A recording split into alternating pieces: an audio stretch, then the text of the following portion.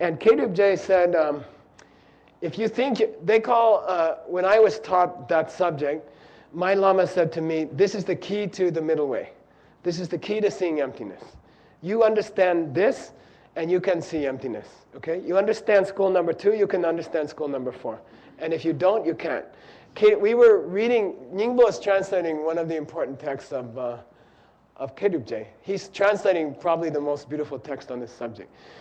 And I said, what did he say about the need to study this subject? You know, I was in Starbucks an hour ago and I said, Ningbo, remind me, because I remember we translated it a few weeks ago. And he said, oh yeah, let me look it up. Oh yeah, here's K-J. He says, anybody who thinks they can see emptiness without studying the second school is like a person who says they're hungry, but they don't like food. Okay? I'm hungry, but I don't like food. I want to see emptiness, but I don't want to study Chi-Che-Dak. I don't want to study Course 13. Okay? Then K-J said, you're like a person who's dying of hunger but doesn't feel like eating. Okay? And then he said, you're like a person who's building a house, and then they have to lay the stairway into the house, and they choose bubbles as their concrete. Instead of concrete, they use bubbles. So to make a solid stairway into your house, you go to the store and you order bubbles, you know, and you try to make a stairway out of bubbles. He says, you don't study this subject, you're like a person who builds a house out, the foundation out of bubbles, you know. He's like that. Then he says worse things, which I can't tell you. So there's a subject of study in the second school called general and specific. This is a clock, okay? The first and most elementary version of Chi-Che-Dak is that this is a clock, it's a whole clock, and it has parts. The general, the whole, is the clock. The Che-Dak is the pieces of the clock. You know, the front, the back, the buttons, okay? Those are Che-Dak. That's the most elementary way of explaining general and specific. Chi and Che-Dak, okay? Then there's a deeper version, okay?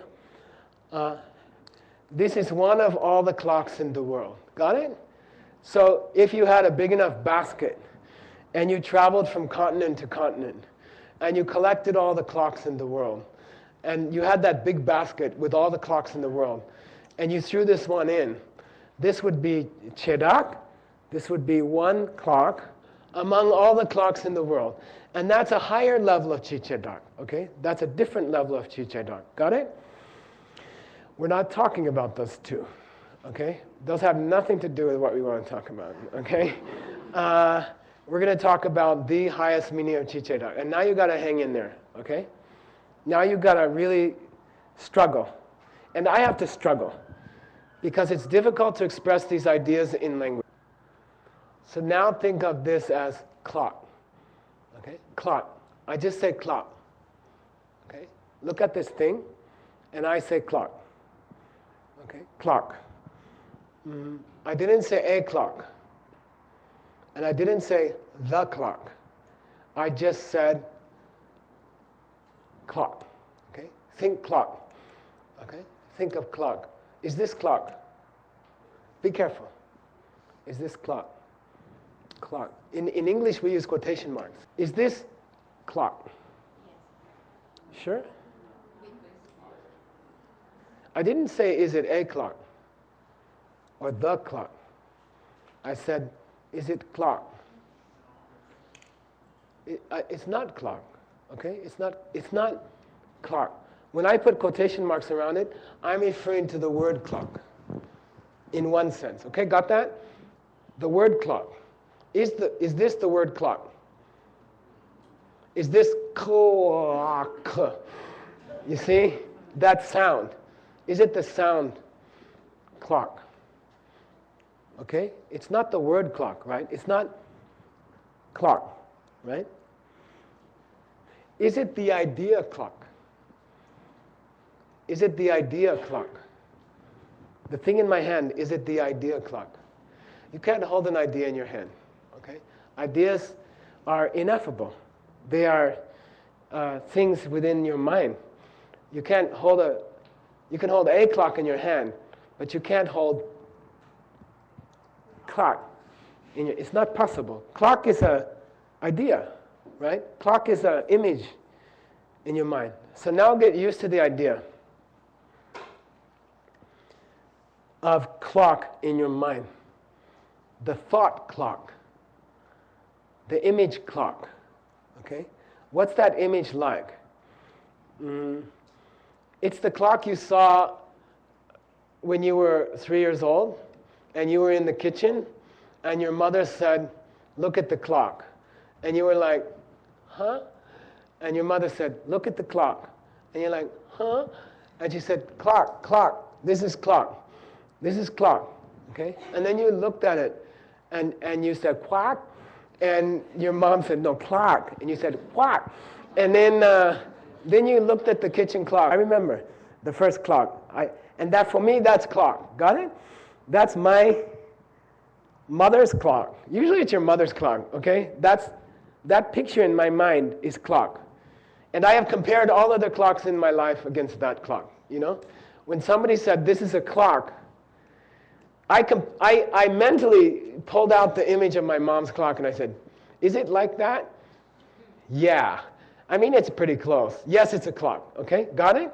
In the Sautrantika system, in the second school, they say when you see a clock, when you recognize it as clock. See, I held it up, right? And there was enough clock things about it that you thought it was a clock, okay? It had numbers. It had those distinctive numbers. It had that double thing between two of the numbers, you see? There was enough stuff about it that was clocky that you thought it's a clock, okay?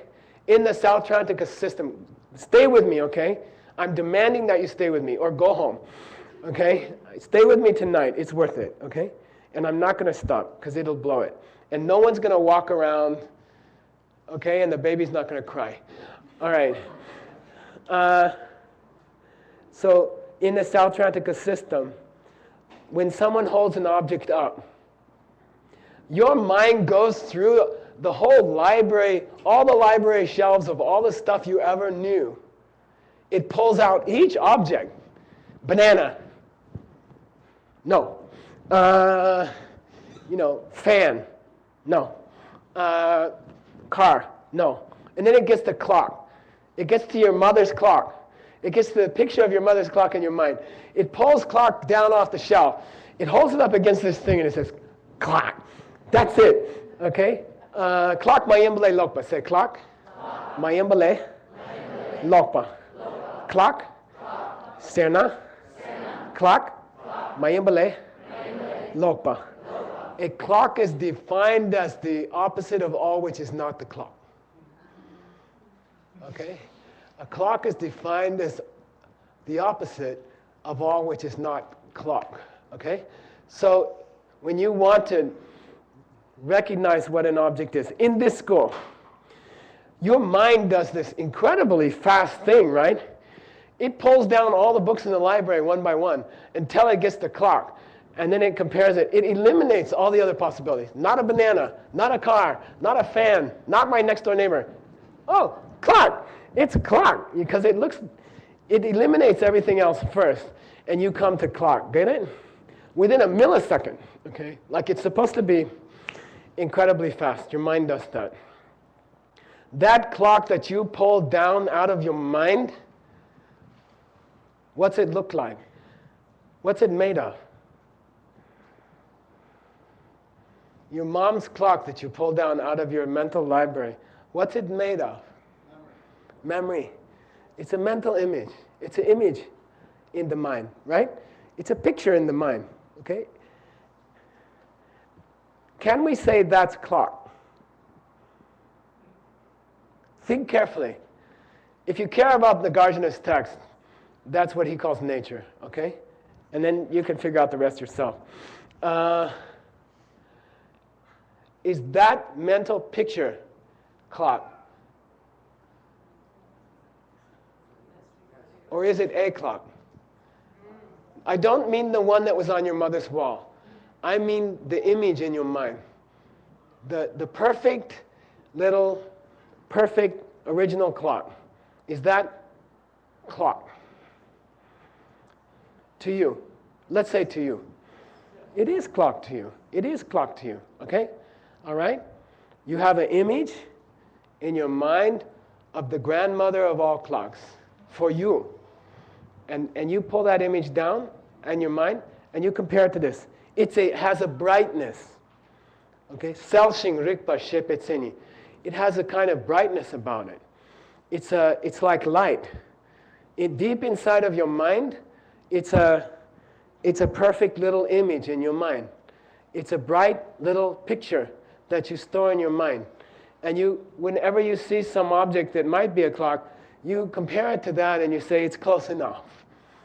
Okay? So there's clock and there's a clock. Got it? There's clock and there's the clock. Got it? There's chi and there's chedak. And that's the real chi chedak. Got it? That's the real general and the specific instance. I like to call it, this is very difficult. If you crack this, you can see emptiness. If you crack this, you are close to emptiness. I call it quality and characteristic. Rangshin and ngupo. You can call it quality and characteristic. Change it from general and specific. Don't say chichedak, say quality and characteristic. Take clock as clockness. Okay? Not a clock, not the clock. Clockness. I just lost half of you, I can tell. But you gotta get it. You gotta get it. If you get it, you can become like Iron Man. Okay? You can save the world. Clockness. Okay? Think of clockness. I say that's quality. And then this is characteristic of that quality. Okay? This is typical of that quality. This is a manifestation of that quality. Okay? There's a big universal, what did Jung call it? Archetype. There's an archetype clock. There is the original clock. There's the picture of a clock. You can call it clockness. Okay? There's a big clock in your mind. Perfect clock. Perfect clock. Perfect picture of a clock. Okay? The perfect clock. The model of all clocks. The archetype of all clocks. That's in your mind. It's just a brightness in your mind. It's a small energy in your mind. It's a mental image in your mind. Okay? It has no, it's not concrete. It's a picture in your mind. Okay? That's clockness. This thing has it. Okay? This object has that. This object has clockness. This thing is typical of clockness. This is a clock. This is the clock. And that's clock or clockness. You can say clock and use your fingers, or you can say clock, or you can say clockness. Okay? That's a mental image. Okay? That's a perfect picture of a clock. How big is it? No, physically, I don't know, psychokinetically, your experience is about this big. Seriously, if you go deep, deep, deep into meditation and you try to find clock in your mental library and you finally manage to pull it out artificially in a meditation, it'll be about this big. Where is it in your head? Back here. Okay, I'm not kidding. I mean, it's not really there, right? And it's not really have any size. But kinetically, you feel it. You will experience it as a little picture in the back of your mind. Okay? You will, the day that you catch yourself seeing clock, you'll catch it in the back of your head, and it'll be about that big. Okay? So that's clock. Got it? Is this clock?